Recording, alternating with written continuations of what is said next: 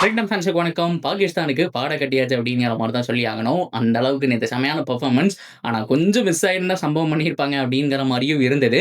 ஆக்சுவலா மேட்ச் எங்க டர்ன் ஆச்சு? யாருனால வந்துட்டு மேக்ஸிமம் வின் பண்ணோம்? ஸோ எங்கெங்க டர்னிங் பாயிண்ட் இருந்தது?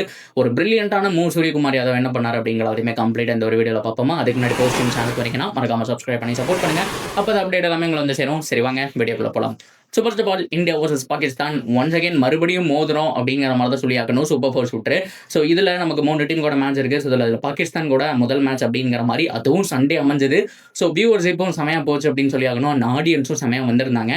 ஆனால் பாகிஸ்தான் நேற்று கொலா வெறியில் இருந்தாங்க. ஹேண்ட் ஷேக் பண்ணாமல் போனாங்க. மறுபடியும் டாஸ் போடும்போது கை கொடுக்காம போயிட்டாங்க. ஸோ பாகிஸ்தான் மீடியா இன்னொரு பக்கம் கதறிட்டு இருக்காங்க அப்படிங்கிற மாதிரி சொல்லி ஆகணும். ஸோ அதுக்கப்புறம் அவங்க வெறி கொண்டு பேட்டிங் ஆனாங்கன்னு சொல்லி ஆகணும். ஆரம்பத்தில் ஃபகர் ஜமான் சீக்கிரமாகவே அவுட் ஆனதுக்கப்புறம் பிரில்லியன்ட்டான பார்ட்னர்ஷிப் அப்படிங்கிறது வந்துட்டு அவங்க கிட்ட இருந்தது. ஸோ பவர் பிளே முடியும் போது 60-1 அப்படிங்கிற மாதிரியான ஒரு சுச்சுவேஷன்ல இருந்தாங்க. அதுக்கப்புறம் 10 ஓவரில் ஆல்மோஸ்ட் 90 பக்கம் வந்துட்டாங்க. அங்கிருந்து அவங்களுடைய ஸ்கோர் கண்டிப்பாக 200+ போயிடும் அப்படிங்கிற மாதிரி எக்ஸ்பெக்ட் பண்ணிட்டு இருந்தேன். ஆனால் வந்தாருங்க சிவம் துபே. அவரை பொறுத்த வரைக்கும் நமக்கு தெரியும் ஆல்ரவுண்டராகவே இருந்தாலும் பவுலிங்ல மேக்ஸிமம் கொடுக்க மாட்டாங்க.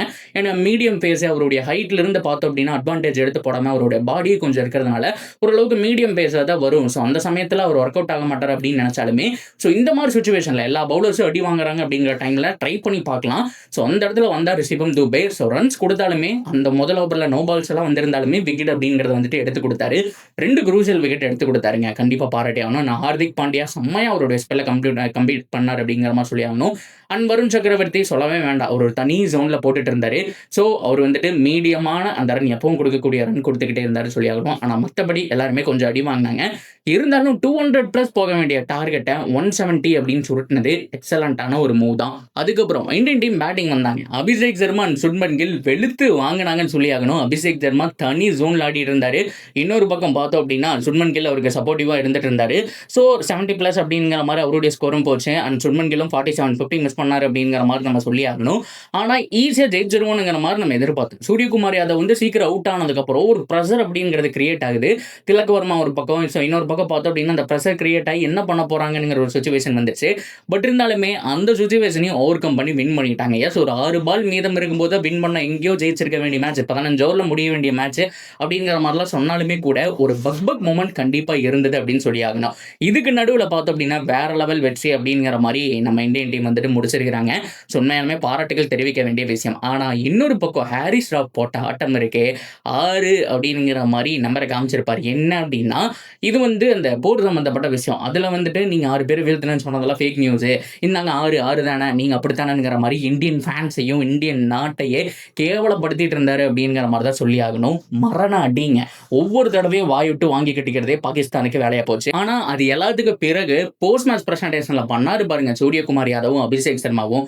அபிஷேக் சர்மாலாம் என்ன சொன்னார் அப்படின்னா இதெல்லாம் ஒரு டீமே இல்லை, எங்களுக்கு நார்மல் மேட்ச் தான் அப்படிங்கிற மாதிரி கேஷுவலாக சம்பவம் பண்ணிட்டு போயிட்டாரு.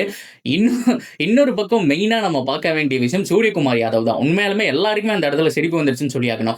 நீங்க எந்த தைரியத்தில் எங்களையும் பாகிஸ்தானையும் ரைவல்ரின்னு சொல்றீங்க அப்படிங்கிற மாதிரி ஓப்பனாவே கேட்டுக்கிட்டாரு. பாகிஸ்தான்ல எங்களுக்கு ரைவல்ரியே கிடையாதுங்க, அதனால அந்த காலத்தோட முடிஞ்சு போச்சு. மறுபடியும் எப்ப பார்த்தாலும் இந்தியா பாகிஸ்தான் ரைவல்ரின்னு சொல்லிட்டு இருக்கீங்க. ரைவல்ரினா என்ன? நாங்க ஒரு 8 மேட்ச் ஜெயிச்சிருக்கோம், அவங்க ஒரு 7 மேட்ச் ஜெயிச்சிருக்காங்க. அப்படி இல்லையா, அவங்க ஒரு 8 மேட்ச் ஜெயிச்சிருக்காங்க, நாங்க ஒரு 7 மேட்ச் ஜெயிச்சிருக்கோம். இந்த மாதிரி க்ளோஸா போற மேட்சஸ் மட்டும்தான் ரைவல்ரியை தவிர நாங்க கிட்டத்தட்ட 10 மேட்ச் ஜெயிச்சிருக்கோம், அவங்க ஒண்ணுமே ஜெயிக்கல அப்படின்னா இதெல்லாம் என்ன ரைவல்ரி? அவங்களாம் ஒரு டீமே கிடையாது, தயவு செஞ்சு பேசாதீங்க அப்படிங்கிற மாதிரி மூஞ்சில் அடிச்ச மாதிரி இந்த பத்திரிகையாளர்கள் முன்னாடி பண்ண சம்பவம் இருக்கேன் வேற லெவலுங்க. ஸோ எல்லாருமே அமைதியாகிட்டாங்க. ஹாரிஸ் ராபர்ட்லாம் மறுபடியும் பாடன்னு சொல்லி ஆகணும். ஒவ்வொரு தடவை வந்து இந்தியா கூட அடி வாங்கிட்டு போறதே வேலையா போச்சுன்னு சொல்லி ஆகணும். அவங்க நல்ல டீமா இருந்தவங்க தான், இல்லை அப்படிங்கிற மாதிரி சொல்ல. ஆனால் ஓவரா கொஞ்ச நாள்ல ஆட்டம் போட ஆரம்பிச்சிட்டாங்க. இதெல்லாம் தேவையில்லாத விஷயம். நம்ம ஹேண்ட் ஷேக் தான் பண்ணாம போனோமே தவிர அவங்களுடைய நாட்டெல்லாம் நம்ம கலாய்க்கல. ஆனால் அவங்க என்ன பண்ணாங்க அப்படின்னா இங்க பாரு 6 பேரை வந்துட்டு நாங்கள் இது பண்ணியிருக்கோம் அப்படிங்கிற மாதிரிலாம் பேசுறது ரொம்ப கேவலமான ஒரு விஷயம். அதுக்கு கிடைச்ச ஒரு பதிலடியா தான் நான் இதை பார்க்குறேன். ஸோ நீங்க என்ன நினைக்கிறீங்க அதை தாராளமாக கமெண்ட்ல சொல்லலாம். தொடர்ந்து அப்டேட்டுக்கு சேனலோட இணைஞ்சிருங்க. மறக்காம சப்ஸ்கிரைப் பண்ணி சப்போர்ட் பண்ணுங்க.